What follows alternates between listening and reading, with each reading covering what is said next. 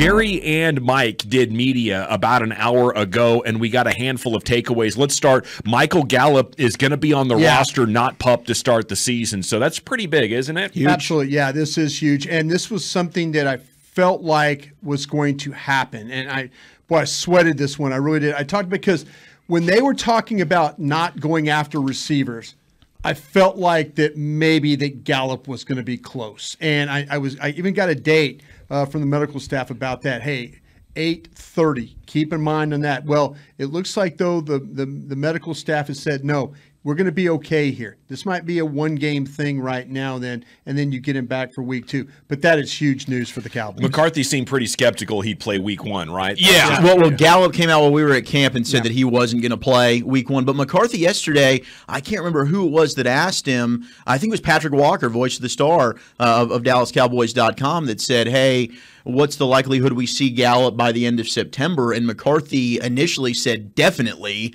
Then he kind of pulled back and gave the rest of his answer. But as soon as he kind of shed light on that a little bit, I felt pretty good that Gallup's going to play either week 2, week 3, and this is going to be a return sooner rather than later. Well, the funniest part about Jerry's comment, the direct quote is tweeted out by our Cowboy insider Bobby Belt here. Quote, we just don't want to do anything that would put him, Michael Gallup, in some kind of category that would limit us from getting him in the first game. Oh, so Jerry's not even ready to forfeit game 1 in terms of Michael Gallup and his status. He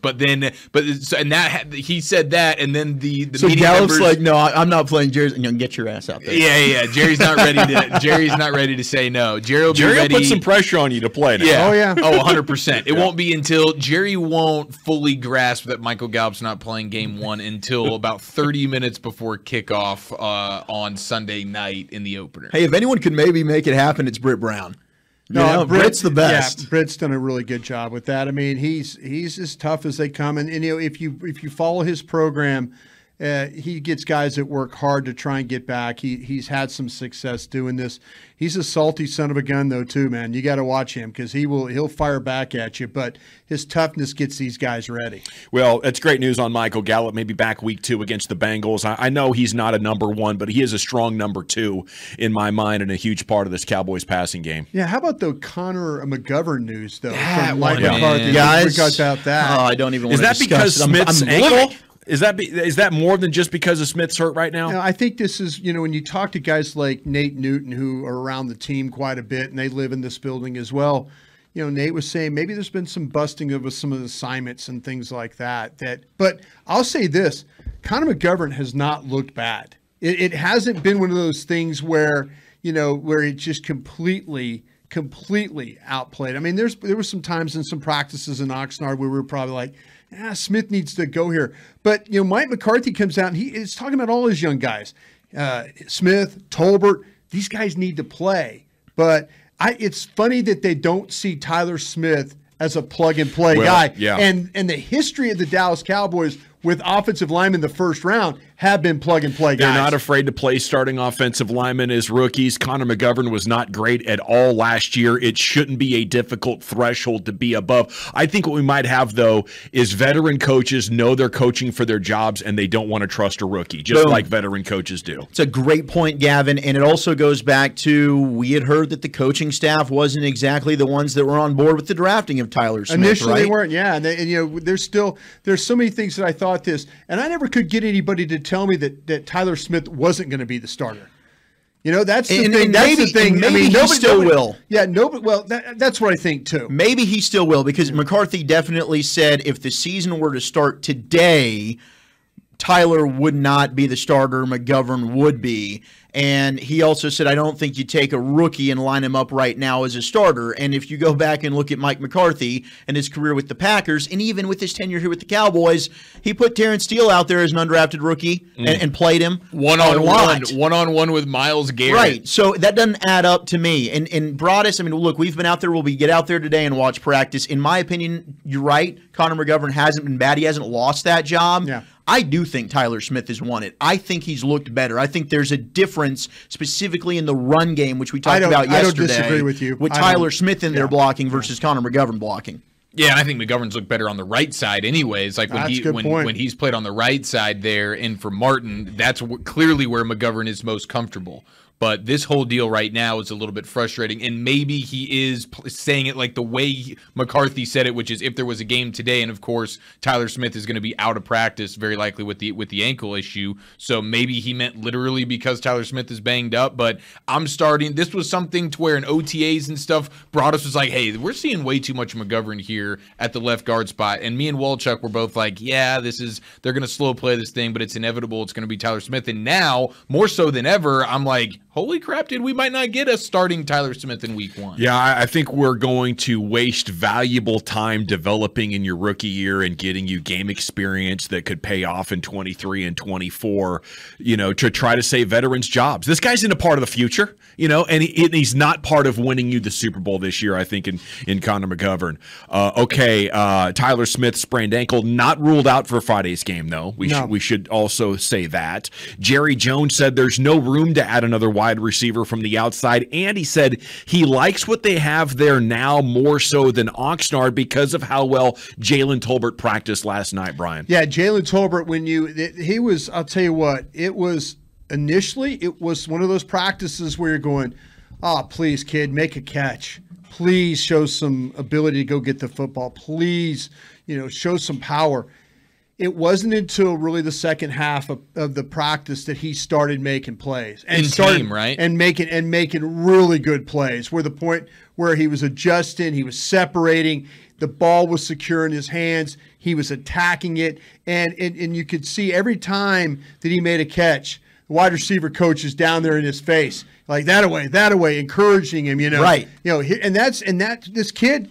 A lot of it was probably a little bit of lack of confidence right now in the way he was playing. But that second half of practice, Gavin, he showed why you picked him when you picked him. No question. It was kind of, I'm thinking, oh no, he's getting beat up by the football a little bit here. He was fighting it. He's got the alligator arms. It's in his head. But you're so right. You had Robert Prince, who's running down he had a nice deep ball that he caught from Dak during the 11-on-11s. And Coach Prince is running down there. High five. And it felt like one of those practices that let's get Jalen Tolbert his mojo and his confidence back, and he certainly finished practice strong. I also thought, Kelvin Joseph had a little bit of a bounce-back practice at times yesterday. He had a nice interception during 11-on-11. He didn't look too bad yesterday either. Yeah, I thought he looked good in the one-on-ones, Kelvin Joseph in particular. But the Tolbert deal, it kind of makes you feel like, okay, maybe some of the poor stuff you saw. Now, the mental mistake in the end zone, not getting both feet in, is completely on him. And a handful of these plays that we've seen in the preseason game on Tolbert have been on him. But you can tell when he gets with a real quarterback like Dak, things are just much different. When Cooper Rush is throwing you the ball and Greer and these guys, it's a different kind of deal. You get Dak in there and all of a sudden they're on the same page. They understand things. How exciting was that one pass to Kevontae Turpin, though? Crossing the middle of the field?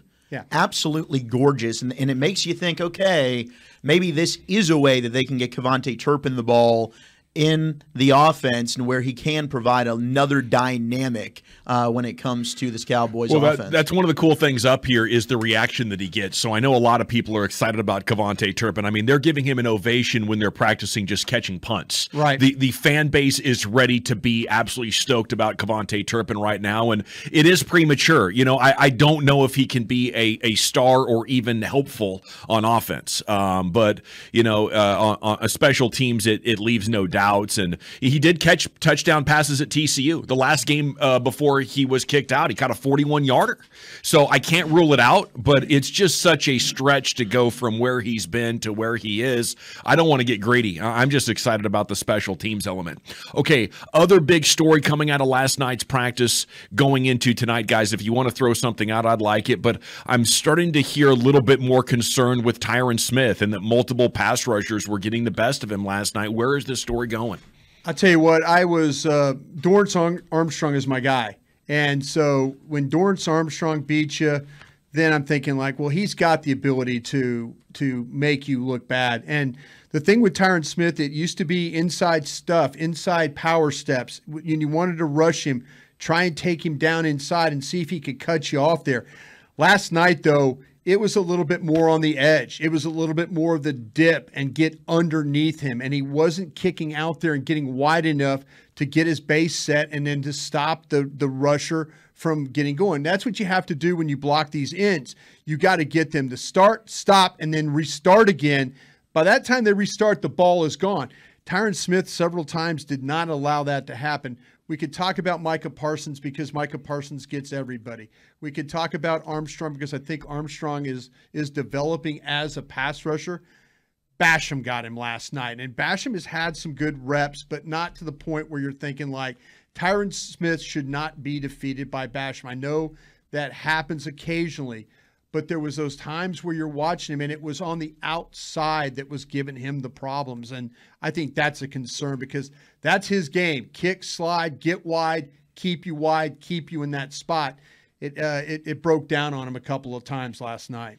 Well, the body's been breaking down for 5 years, and it might be starting to get the best of him. And I don't know where the team goes. I think he's still going to be a pretty good left tackle this year, but I think we're going to have to get comfortable that some games you're just not going to have it, as those joints and legs and everything. And you can see him starting to look old. Some days when you start getting into your 30s, you still feel like you're in your 20s, and all weekend warriors can really relate to that. If you want to go play sports with your buddies or whatever, you're still a fairly young man. But some days you already start to feel old. Some days you feel like you're damn near in your 40s. And I think that's what we're going on with Tyron Smith right now. So I'm expecting sort of an up and down year from him. Yeah, well, the last time we saw him in that Niners game, and that's a dominant pass rush that those dudes have, but he did not look great in that playoff game. And so now if you start seeing like Mike is beating him in practice, it really doesn't worry me. Mike is a next level freak show. But when you start telling me that Dorrance Armstrong's getting him and Basham's getting him, that's worrisome. And that's one of those deals where I don't know that the Cowboys have a solution to that problem.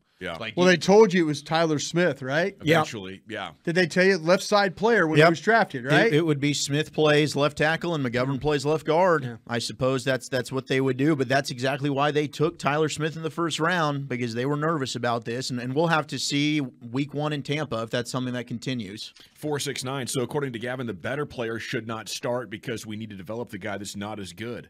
Interesting. Didn't you play soccer? Well, soccer has nothing to do with that, sir. But I appreciate you bringing that up. Yeah, I did. I played at a pretty high level. But you were nasty. I was. Yeah, I was a pretty good soccer player. But no, what it comes down to is at best, it's like Connor McGovern might be a little tiny bit better than Tyler Smith because he's more experienced. Yeah. He's had, so you trust him a little bit more. But the upside on Tyler Smith is so massive. The only reason you start Connor McGovern is if you think you're going to the Super Bowl, right? And we got to use this guy for his last year under contract. But if you're in more of a developmental type of year, which I clearly believe they are, you're getting guys experience, so down the road it can pay off. It kind of, if you're going to draft Tyler Smith, you're trying to replace the left guard, right? Yeah. Isn't that the whole plan? Because that was the position. They're not going to replace the right tackle because they believe in Steele. The position that they felt like was problematic was the left guard. Yeah. So did Connor McGovern just beat Tyler Smith out? I don't know. In my mind, I don't think he did. In their mind, obviously, that they feel like that Connor McGovern has been a better player.